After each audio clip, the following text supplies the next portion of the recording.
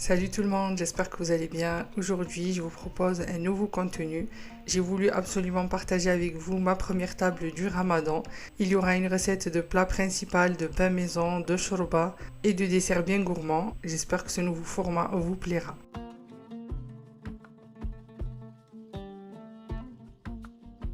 Je vous propose de commencer directement avec le dessert. On aura besoin d'1 litre de lait végétal, 3 jaunes d'œufs. Si vous êtes intolérant à l'œuf, n'en mettez pas, ça marche aussi.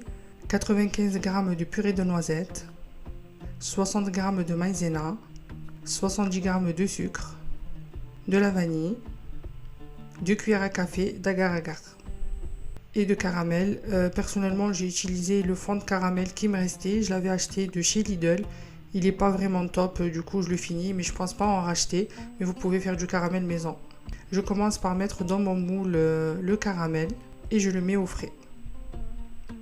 Ensuite, j'attaque mon flanc, je mets le lait végétal, le jaune d'œuf, la vanille, l'agar-agar, la maïzena et la purée de noisettes.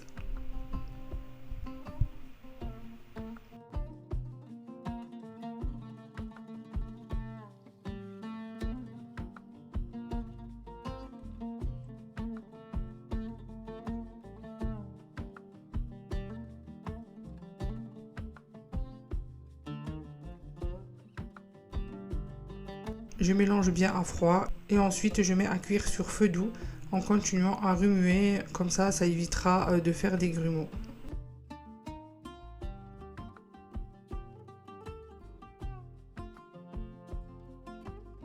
Dès que vous voyez que votre mélange commence à s'épaissir et que des bulles commencent à se former, laissez encore cuire 60 secondes pour activer l'agar-agar et c'est prêt.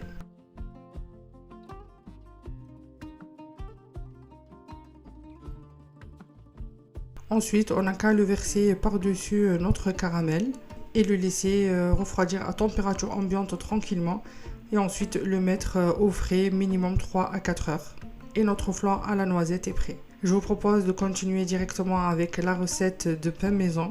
On aura besoin de 230 g de farine mix pain, d'un œuf, de 17 cl d'eau tiède, 3 cl d'huile, une cuillère à soupe de levure boulangère, une cuillère à café de sucre, une demi-cuillère à café de levure chimique sans gluten, de sel et un peu de graines de nigel.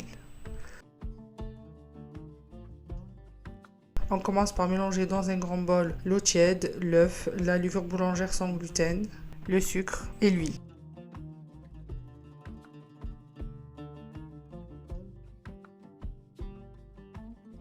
Dès que c'est bien mélangé, on ajoute la farine mix pain, la levure chimique sans gluten et le sel.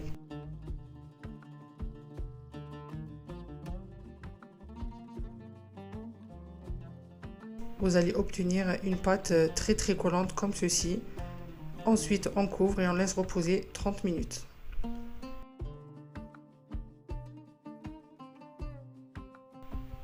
Minutes plus tard, sur un plan de travail bien fariné, personnellement j'ai divisé la pâte en 3, donc ça m'a fait 3 pains.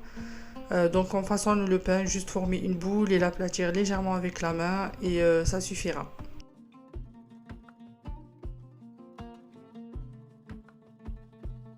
Après, on les met dans un plateau, on les aplatit encore légèrement avec la main, on couvre et on laisse reposer 20 minutes.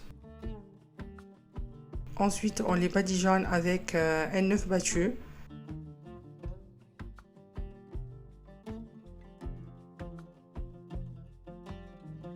Et on va faire un petit design par-dessus comme ceci.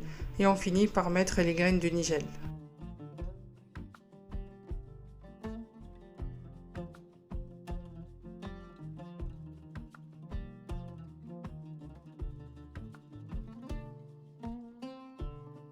On enfourne à 200 degrés, 15 à 20 minutes. Les amis, ce pain, c'est juste une tuerie, ultra moelleux, facile à faire et ça se conserve super bien. Il suffit juste de le mettre au congélateur et le sortir avant de le manger. On continue avec la shorba. On aura besoin d'1 litre d'eau, d'un blanc de poulet coupé en dés, un demi-oignon coupé en petits dés, 2 cuillères à soupe de concentré de tomate, 30 g de couscous. Oui, les amis, c'est du couscous. Et c'est l'astuce de cette recette. Environ 3 cuillères à soupe d'huile, de l'amande séchée, et quelques épices. On aura besoin d'une cuillère à soupe de coriandre, une demi-cuillère à soupe de paprika, de sel, de poivre et une gousse d'ail haché. Je tiens à remercier l'abonné qui m'a donné cette astuce. Franchement, depuis que j'ai découvert cette technique, je ne fais plus de shorba avec du riz, je fais du shorba avec du couscous. Donc du coup, on commence maintenant par torréfier le couscous à feu moyen dans une poêle. Dès que vous aurez cette couleur-là, c'est que notre couscous est prêt. Pour le couscous, c'est un couscous au maïs que vous pouvez trouver en magasin bio. Dans un faitout, on met l'huile, l'oignon, le blanc de poulet et la gousse d'ail.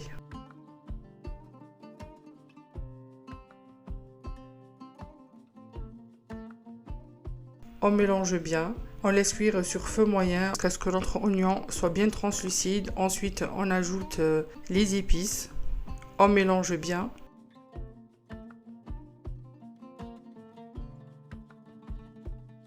On ajoute le concentré de tomate, on mélange bien et on laisse cuire sur feu doux environ 3 à 4 minutes.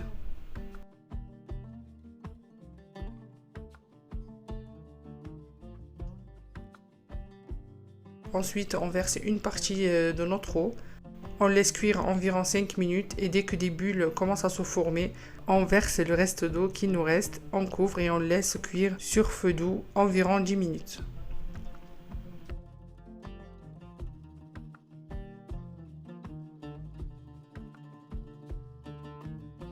Dix minutes plus tard, on verse notre couscous au maïs torréfié, on mélange, on couvre, on laisse encore cuire 5 minutes et c'est prêt. Normalement, vous obtiendrez des petites bulles comme ceci. Et franchement, ça rappelle la shorba frik, je ne sais pas si vous connaissez, mais ça a vraiment le même goût. Donc franchement, belle découverte. On finit par mettre la menthe séchée par-dessus, on mélange et c'est prêt.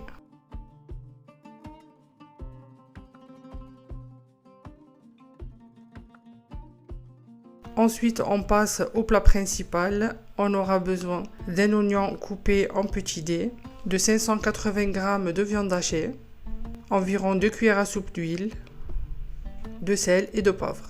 J'ai oublié de vous montrer, mais au préalable, j'avais divisé l'oignon en deux. Une partie pour la sauce et une partie pour la viande hachée. Donc dans un faitout, on va mettre les 2 cuillères à soupe d'huile et une petite partie de viande hachée, la moitié de l'oignon et on va les faire revenir jusqu'à ce que ça soit bien translucide.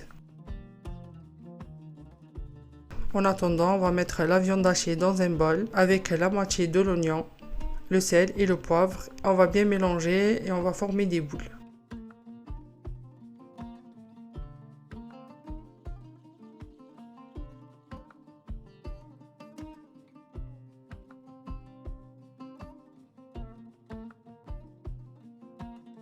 Dès que notre oignon soit bien translucide, on verse 800 ml d'eau. Je vous mettrai tous les ingrédients en barre d'infos pour chaque recette. Dès que notre sauce est bien chaude, maintenant on peut mettre les boules de viande. On couvre à moitié et on laisse cuire sur feu doux environ 20 à 25 minutes. Dès que vous voyez que votre sauce a bien réduit, c'est que notre plat est prêt. On continue avec les briques. Je vous ai déjà partagé la recette des feuilles de briques. Je vous la mets en barre d'infos. Et les feuilles de briques se gardent facilement 3 à 4 jours au frais.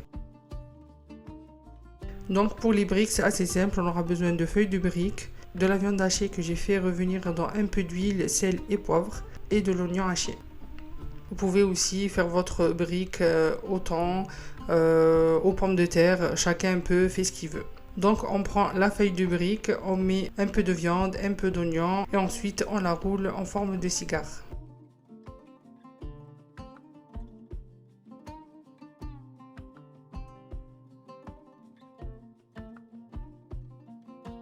Dans un peu d'huile, on va faire frire sur feu moyen nos briques. Et dès que c'est bien doré de chaque côté, c'est que c'est prêt. Après 3 heures au frigo, notre flan est prêt, on n'a qu'à le retourner et ensuite je l'ai décoré avec un peu de banane et d'amandes concassées. On passe maintenant au dressage de la table.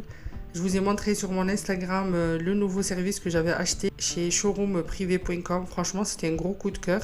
N'hésitez pas à me donner votre avis en commentaire.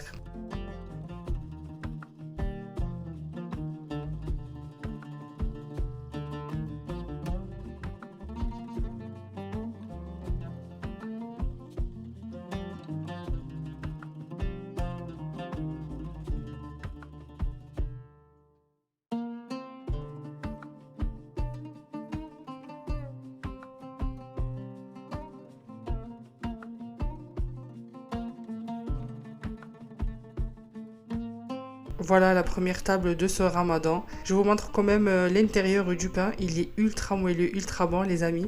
N'hésitez pas à le refaire et j'espère que vous allez adopter cette recette. J'espère que ce nouveau format, ma table de ramadan, vous plaira. N'hésitez pas à me le dire en commentaire. J'espère que ces recettes vous plairont et j'espère que ces recettes vous aideront à vous régaler, vous et votre famille. N'hésitez pas à m'envoyer vos retours comme d'habitude.